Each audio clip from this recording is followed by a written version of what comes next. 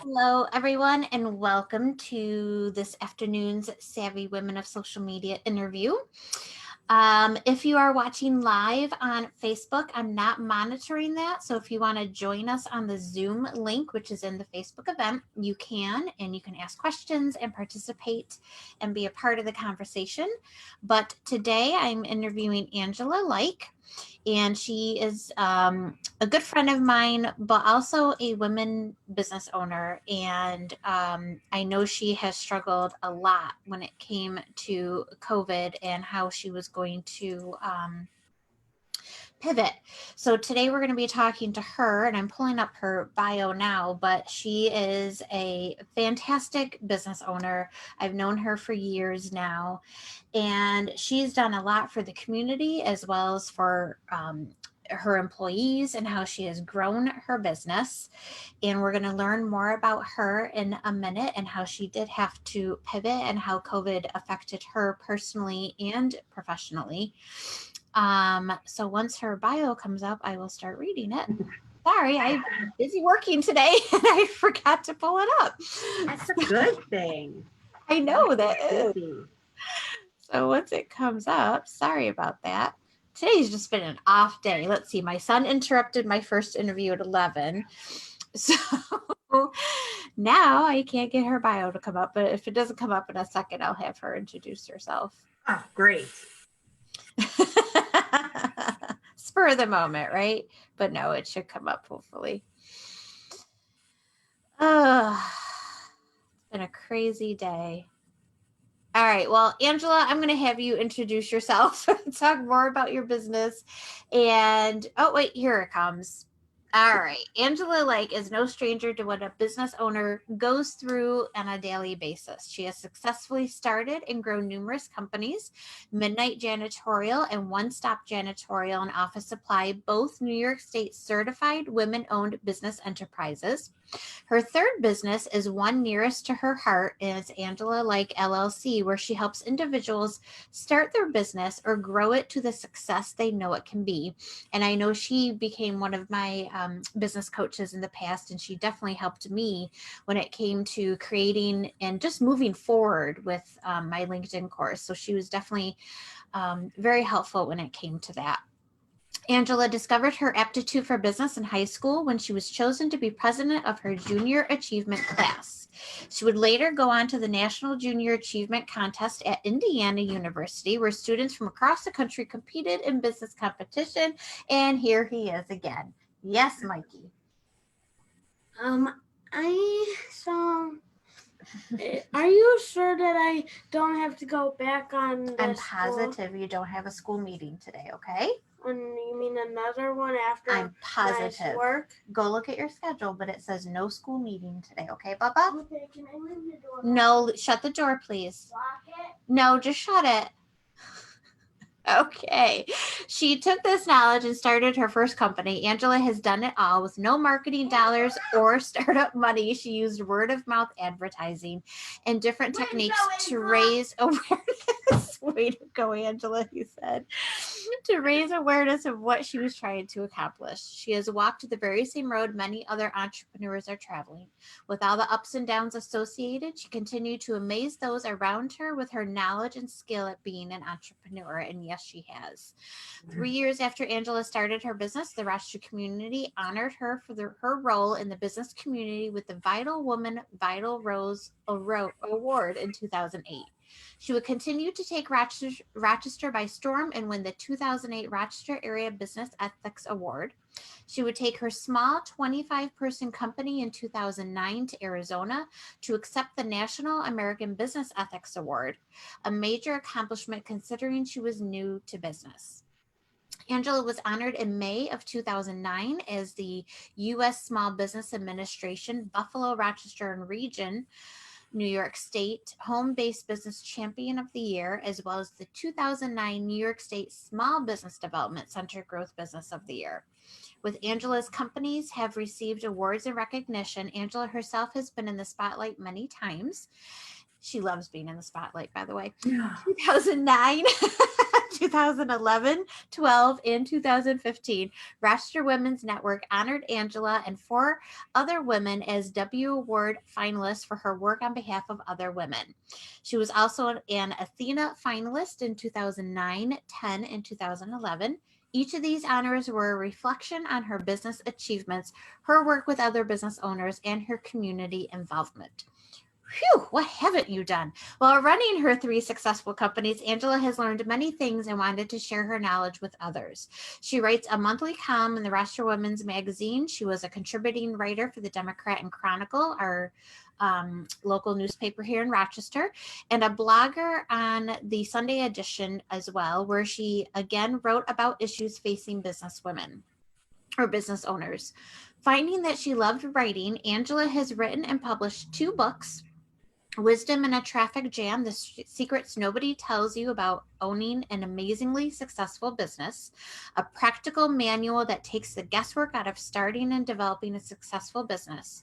Her second book took a slight turn away from business and walked you through the medical crisis that Angela went through trying to regain her health when she was diagnosed with a life-threatening undiagnosable disease. She takes you on a roller coaster journey of coming close to death 3 times and still managing to stay positive and grow her businesses. She has begun work on her 3rd book, The Lost Art of Thank You, which will be published in the near future. So welcome, Angela. Hello. Oh, Are you got any breath left? I know, right? I should have said a short bio now. Listen, you said in a bio. I said what I had. So why don't you talk about first how what you were doing before COVID hit and how your business was. So we were doing One Stop is a janitorial and office supply company. So we sell to businesses. So we would sell to schools, doctors' offices, lawyers, just any business. And people would come in, they would order off our website, which had like 50,000 products on it. You know, we bill them. It was all great. Life was great. And then COVID started. So let's start with how that affected you personally, if it did, because I know you, again, you have health issues. Your husband had a successful kidney transplant. So how did this affect you personally, and what you had to do to take precautions? That was the scary part, because both Harry and I are immune compromised. All the medicines I take, and they try to keep my immune system pretty low so that I can't have any more attacks. And Harry, because he said he can do transplant. And at first we were really scared, and we're like, well, we just have to like stay home. We can't go anywhere. We can't do anything. But then I have employees I'm responsible for. I have a community I'm responsible for. So we decided that we're not going to take a chance. We're just going to take the chance, and we're just going to go about our lives and sell it to the public, and just whatever happened, happened. We knew what risk we were taking. Mm-hmm. We thought it was worth it if we could save a few people who may get sick because they could get our products. So talk about your employees and how this affected them. Did a lot of them come back? Did you have to hire new? And how did you have to pivot? Like you said, you were selling to companies, all over Rochester. How did this affect your company? We decided from the very first day that we were not going to let our employees be affected by this. So each of our salespeople, we still paid them. We took out our own money. We're like, we don't care. We're going to be loyal to them. They're loyal to us. So we decided that we were just going to figure out how to make it work. And I'm going to be the first person to admit that the first day it happened, I was hysterical. I was in tears. I was like, this is going to bankrupt us. We can't make it. How can we make it if half the businesses are shutting down? Like, we had orders stacked up to go the very next day. And it was like, nope, don't eat it, don't eat it, don't eat it, don't eat it. I'm like, what are we going to do? We have a whole warehouse full of products. And so I literally went home that night and I cried. I'm not going to, I'll admit to it 100%. I was like, what are we going to do? This is my livelihood. This is all I know. And then the next day I said, okay, well, we're going to sell to the public. So we're just going to start putting on Facebook that we have all these products, and we're going to start calling people and telling them we're here. We literally put a table out there and a cardboard sign, and we were just like, we'll make it work. We'll figure it out. And because you also clean businesses as well. Yes. I know you didn't mention that, but you also clean businesses. So how did that affect that part of the company? So some of them chose to leave, because they were afraid of COVID, which I did not fault anybody for that. Those that chose to stay, we either rearranged them into other buildings that were open, or we still paid them, even though they weren't working, because I didn't want to lose my employees because they're valuable. We lost half our business overnight. It's now slowly starting to come back, but we're still down a lot. And it's every day. I mean, people think that because one stop is doing well, that, oh, we're fine. We're selling a lot of products. No, I'm selling one can versus 100 cans I would sell prior to a business. So making $1 versus $100 is a lot of difference. Yeah, big difference. And So then how did you get that out to the public? What did you do marketing wise? Because, you know, again, I know Angela personally, and we see each other on Facebook, and I know that you were having issues. So how did you get it out there for people to know that you were now selling to the public? And what roadblocks did you have? So the first roadblock was Facebook itself. Facebook, and I understand why they did it. They shut down every person that was trying to sell anything that was COVID related. We call it PPE, personal protection equipment. So if you sold any of that stuff, it did not matter, legitimate, a hoarder, a couponer, whoever you were, Facebook shut you down. And they made it difficult for you. I was in jail, Facebook jail for a couple times. And so I figured out how to like rework that whole thing. So what we did was we just did a lot of Facebook Lives. We would kind of make them funny and goofy and be like, here's what we have today. It's our products for today. And then we kind of figured out how to kind of trick Facebook and not mention product names. So you can kind of see it in that way. We asked a lot of our friends to help us and reshare our posts and let us comment. And, you know, we did all that kind of stuff. Then we knew we had to get to more people. The elderly population is not on Facebook. They were, but they're not. So then we took our story to the news and we were able to get a lot of media coverage. And the best one was Channel 9 because she came out here, Wendy Mills came out here, and it was every 15 minutes that thing ran. 15 and a half hour. And we knew when it ran because the website blew up. So we actually shut down the website. It got so busy, it couldn't handle it. Because the website we created was created at 2:30 in the morning. That was kind of a like, what are we going to do? Because we can't have all these people coming in. Because that's when the governor put the limit on 10 people in your store maximum. And we had it any given time, like 10, 20 people at a time walking in.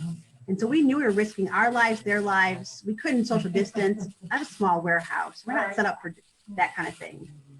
So at 2:30 in the morning, two of my friends kind of were encouraging me to, hey, just create a website, smaller one, and just do distribution that way, curbside or delivery. So the website was never meant to be a big, long-standing, or keep it for 10 years kind of thing. It was a quick, my friend in Syracuse was like, oh, I'll help you, no problem, I'll even charge you for it. So we were kind of trying to make it work. So we ended up having to update the server and do a bunch of things because we just were running too much. My dog is trying to get in here, Armani. Oh, let him in. Okay, come on, There he is. Armani. Armani. Say hi, Armani.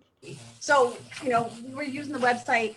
We were trying to get media to like talk to people, that other people who aren't necessarily on Facebook.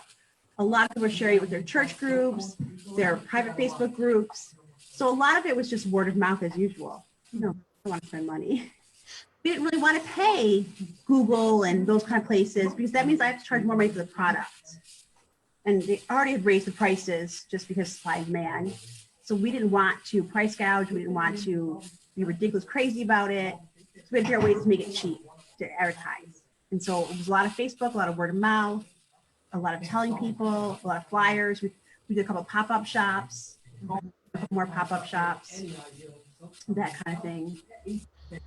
So you definitely had to pivot your business. And I know that your husband, who is your business partner, put a challenge on you and didn't believe that you can do this. That was, yeah, our first. And I know how you love to prove everybody wrong.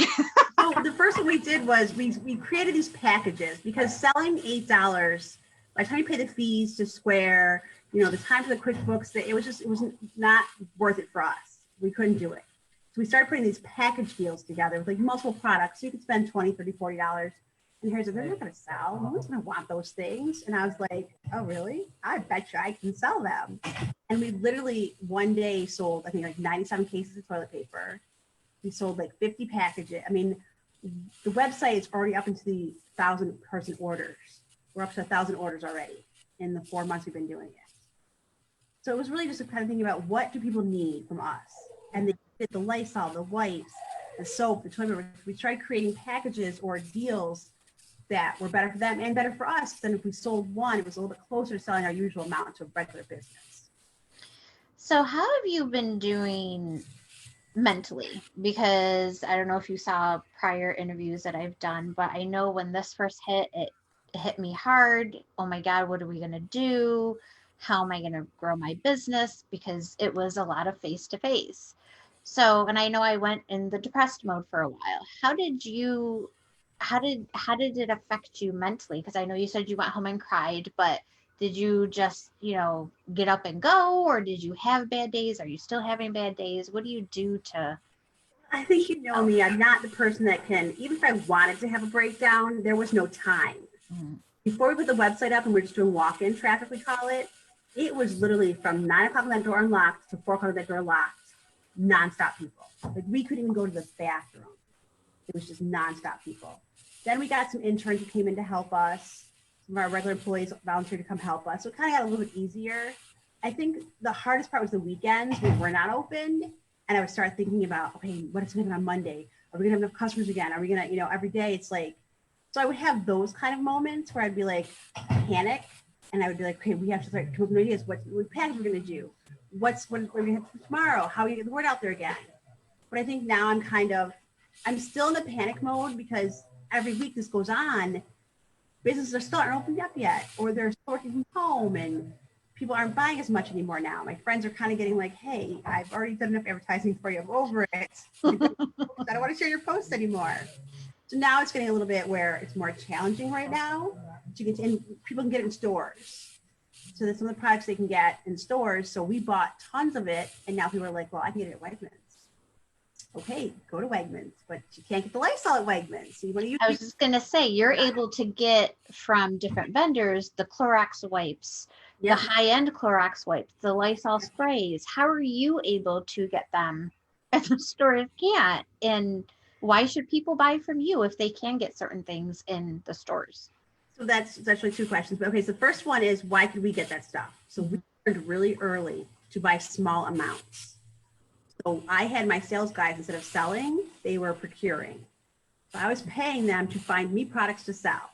So we set up a bunch of new accounts with some local places, some actual faraway distribution companies, and they ship us a case here, 2 cases here, 3 cases here, which is why we've had a wide array of wipes. I mean, I think we probably had about 20 different kinds of wipes since this all started. And we still have like the Lysol, 2 different kind of Clorox wipes. We have this no sanitizing wipe. We have Purell. We have other things. So we learned quickly to not try and buy 50 cases because it's an allocation system. So the hospitals get it first. Medical gets it, like hospitals and doctors get it first. Distribution companies like us get it second. Retailers third. And then if you're lucky enough to go to a regular distribution company and they sell to you, you're last on the list. So if there's 50 cases, the hospital's gonna get 90% of that. And it trickled down to us. So if you ordered 10 cases and they couldn't fulfill it, they're like, well, we'll just go to the next person who only wanted 1. So if we got our 1, they'll fulfill 1 versus 10. That way. Second, why should they support us? Because we've supported them. We have given away gloves, wipes, hand sanitizer, toilet paper, roll towels. If people would come in here and ask for donations, we gladly gave them to them. People would have like stories like, you came in here and you're like, well, I can only afford, we did it wallet down. They'd be like, oh, I can only afford one. I give them the other one. But just take it. Like, I don't need the money that bad. We'll be fine. So, and we've supported our community before this, we supported our community. Mm-hmm. If we go out of business, there's not going to be any more donations for softball. There's not going to be more donations for, your dinners and what not those small businesses do, or the community's always asking for donations. But if I'm not here, I can't give them. You can't go to Wegmans and ask Wegmans for donation. They won't give it to you. Those companies' donations, but your guys, the smaller ones, aren't going to get it. And we've supported them all along. So it's kind of, we need you to help us back. We are not price gouging. Wegmans had wipes for $6.99 that we were selling for $5.99. So how is Wegmans getting them for less than I am? They're not. They're charging a little more than they need to, but it's Wegmans. They're going to make money. And I think we have to just kind of support each other now. And it's tough for everybody, and I get that. And we've, if you call any other distribution company, you have to spend $75 to $150. We kept ours at $40. which is very fair. And that leads to my next question when you're talking about price gouging, and I've seen the posts and stuff. What do you say to the naysayers? Because you have been getting a lot of naysayers and people, bashing you for the price gouging, and you've gone on and shown that, we're not price gouging. So what do you say to the naysayers, and how do you not let that affect you? Oh, it does affect me.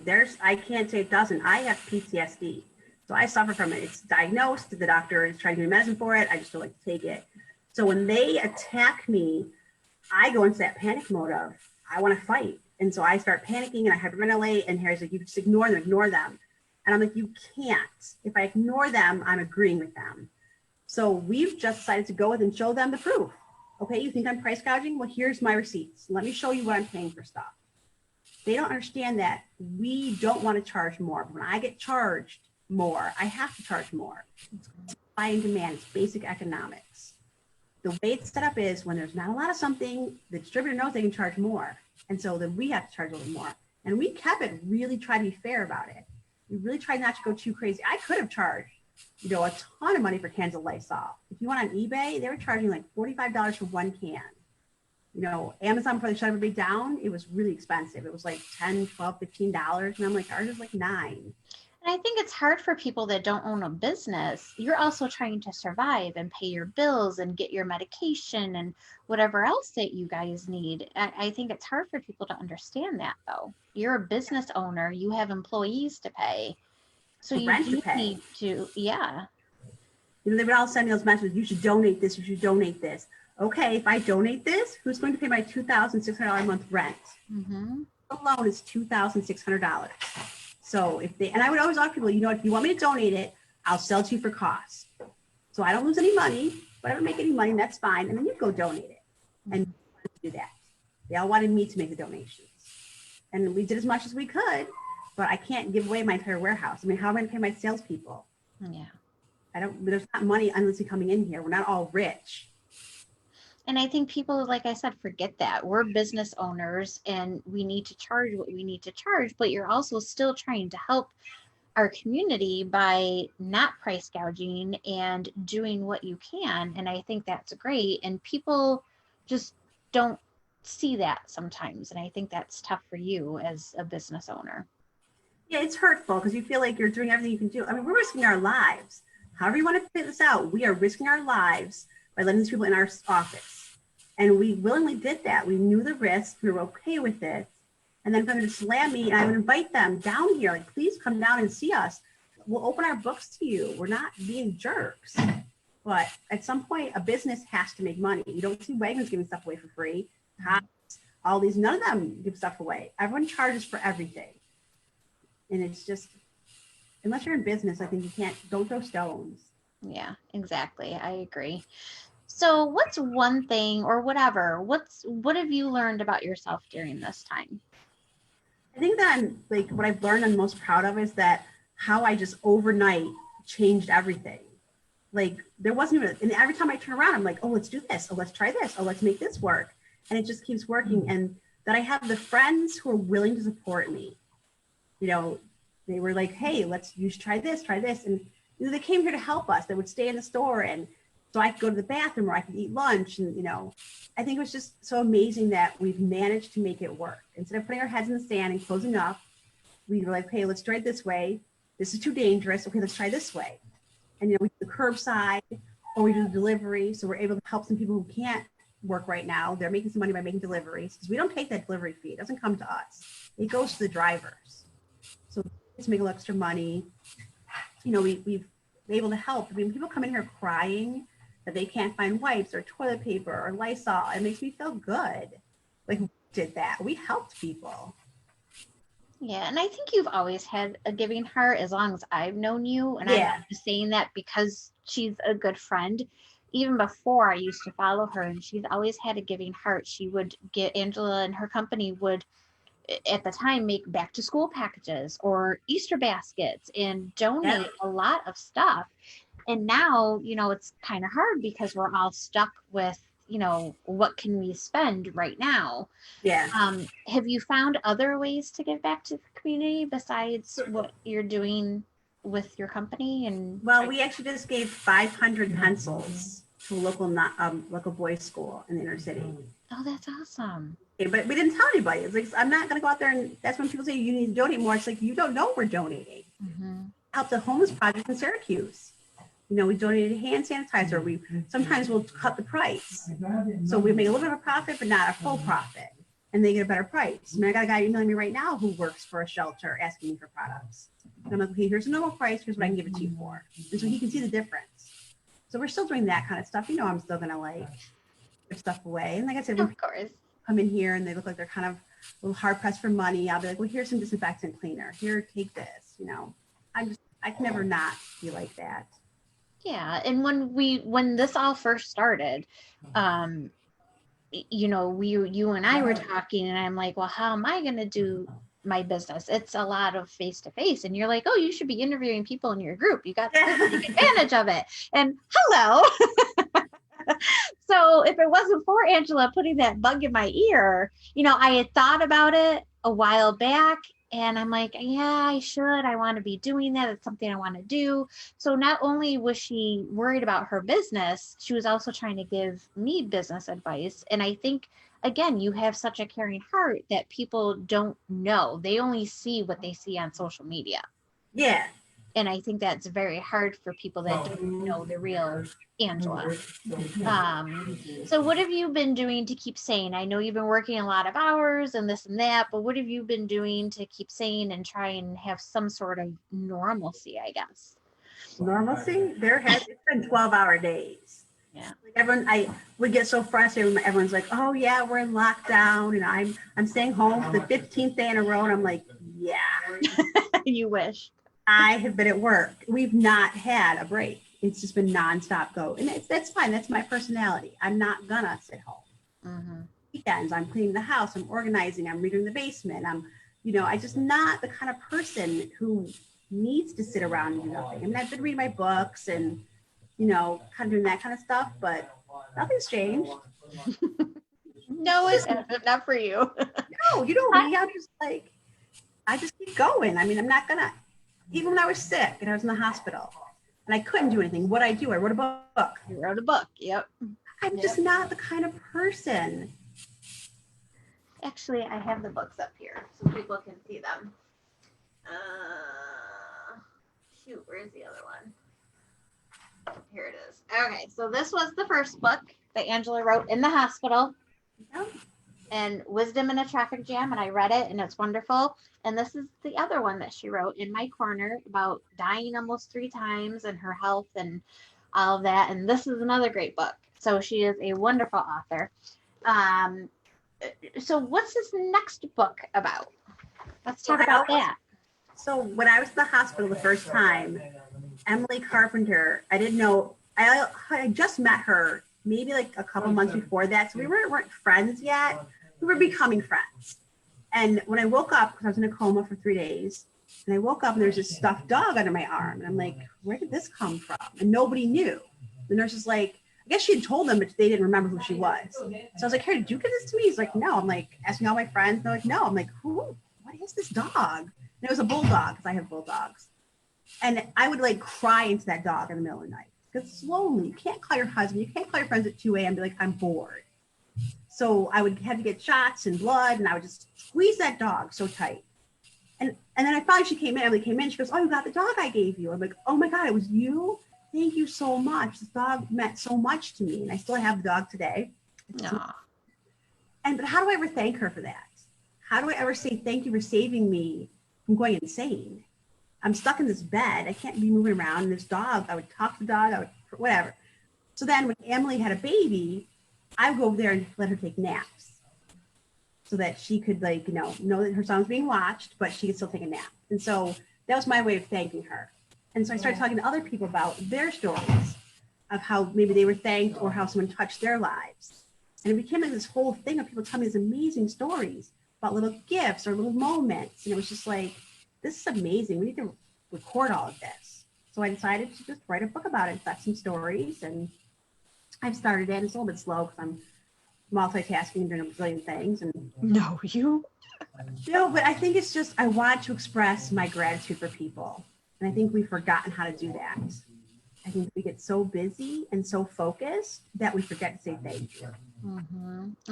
And I think especially nowadays, after everything that people are doing for our community and the doctors and the nurses, um, whoever else you may want to thank, where do you see keeping this business selling to the public and all that going once things get back to normal, if they ever do, or will you go back to the way you were doing things? Where do you see your business going moving forward? I want to say we're going to stay open to the public, but Ronnie, my dog. Yeah, I got the kids, you got the dog. Yes. I want to say we're going to keep doing that. 1 second. They're 5:99 now. Sorry. I want to say we're going to stay open to the public, but if the public doesn't come, what's the point? Yeah. I have to have them continuing to support us in order to stay open. So we're going to leave the website up for as long as we can. But I think if we get to the point where orders stop coming in, then we'll shut it down. So it's really the public that has to decide. Yeah. I'm afraid they're all going to, back when my parents were younger, when I was younger, my parents, they would go to the bread store. They would go to the cake shop at the bakery, and they would go to different places, the meat market, and then they would go to the grocery store. I think now everyone just wants to go to one place and get it all. So I think once Wegmans has these products back, I'm afraid we're going to lose everybody.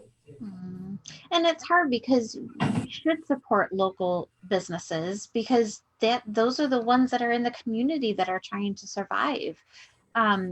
I just think it's so important. Why should somebody buy local compared to Wegmans or Tops or Target or whatever? And that's the thing, I just saw an article that said that the big box stores are they're expanding and they're making more money than ever, and more small businesses and local restaurants are going out of business right now.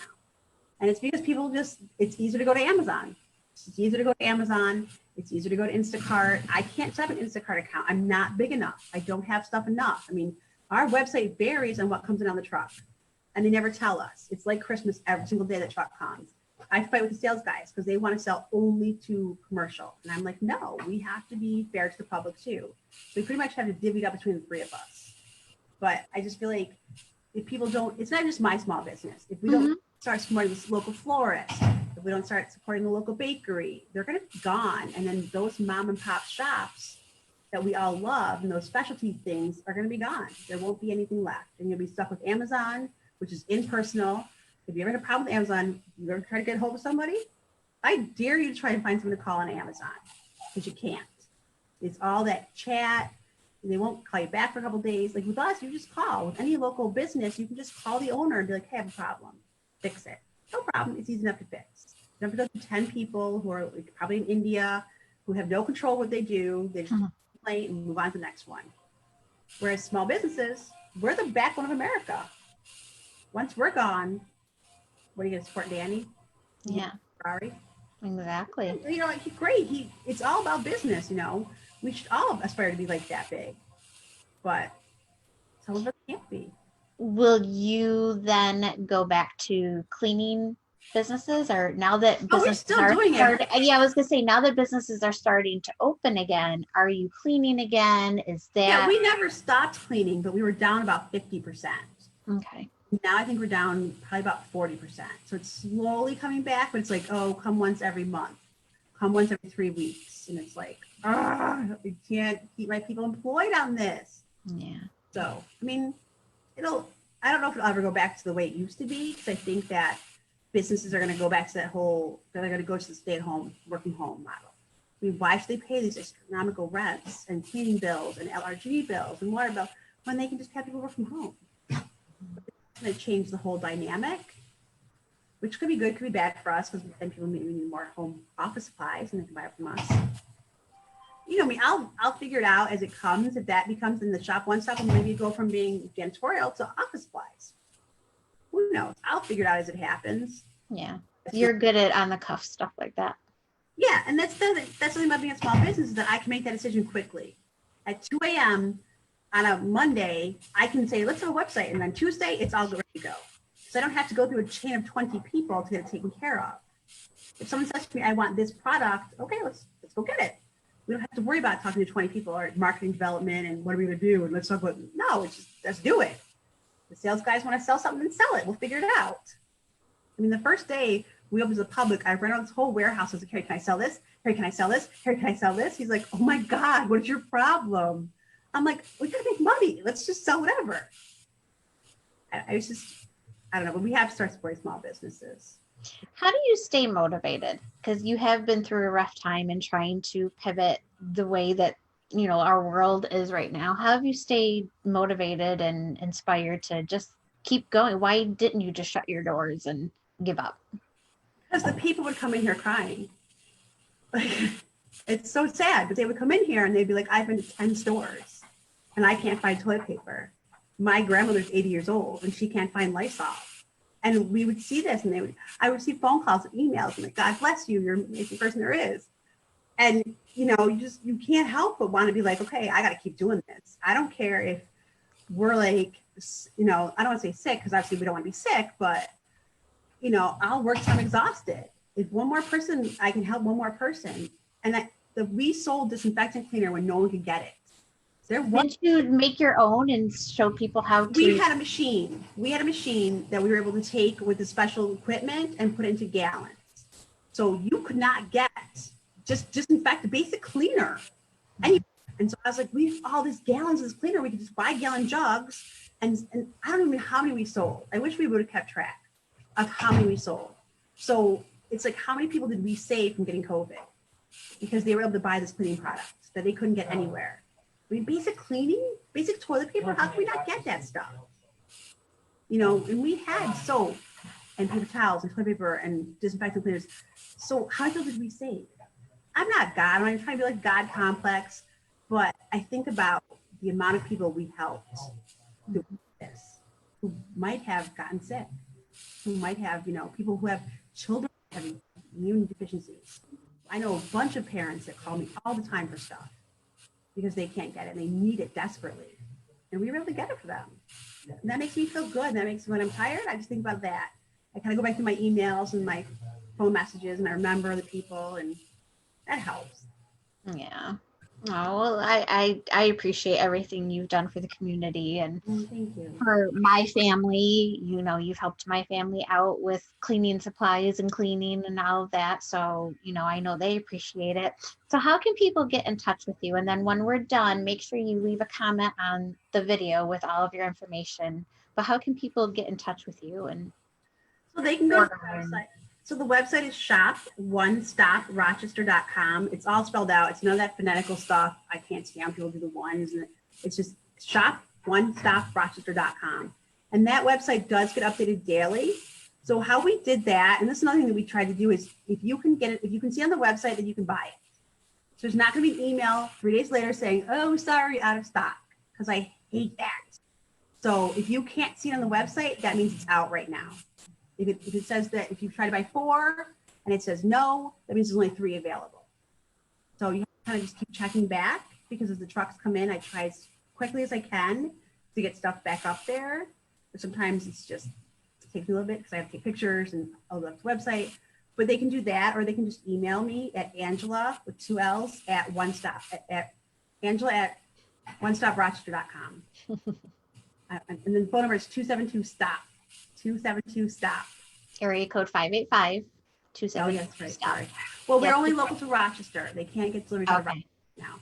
Our distributor, our shipping company quit and went to just doing medical. So we have no way to ship except for like UPS, and that's really expensive. Okay, well, we do have a lot of Rochester women in this group, so I hope that they will check out your website. And like I said, when we're done and it goes in the group, make sure you comment. So what is, with your contact information, what is one takeaway that people can take away right now that you've learned about this whole thing? What's one thing that you've taken away from all of this? Don't be scared of change. Don't let it paralyze you. I mean, literally, I had that moment where I was hysterical and I was crying and I was like, we're done. We have to, like, what are we going to do? And I was like, let's just change our business model. It's just that simple. Just find what's needed and fill a need. We had products. There was a need for it. So it was change. We just had to change the way we were doing things. We were strictly commercial. we had to change to go to public. And I think that was the biggest thing I learned, that change is good. Scary, but we've changed 100 times over so far. We keep changing and perfecting, and we've done stuff that didn't work. There's things that people didn't want. And so we just keep figuring it out. But I think don't be scared to change. I know it's easy to say now, but you have to be willing to take a risk. You're in business for a reason, because you're a risk taker. Mm-hmm. What do you say to other women who are going through troubles right now? It'll pass. You know, at the time when it's the hardest and you're the most scared, you can't think clearly because all you have is fear. You're fear-based. And you just need to know that we're strong. We're stronger than men are. Sorry, guys, but we are. We can get through it. We just have to stick together. Find that one person, like you were saying, that can encourage you, that can talk to you. I always say talk you off the ledge. Like, you're ready to quit, you're done. I was like, Carrie, we have to get jobs. How are we going to get a job in this economy? And my two friends were like, no, let's just do a website. Just sell to the public. Like, let's just make this work. And I had been thinking about it, but it just kind of encouraged me. So I think really finding somebody who's in your corner and that will fight for you when you can't fight for yourself. And you know you're my person because you've helped me a lot. Even before this, you were my business coach and you helped me a lot. And like I said, if it wasn't for you, I don't know if I would have taken that next step to create that LinkedIn course. And to even do something like this. I had always thought about interviewing women, but I never really took the plunge until you said, well, you got a good platform. We're all going through the same things right now. Why not talk about it? So you're definitely always there to help other people, and you're my person. So I gotcha.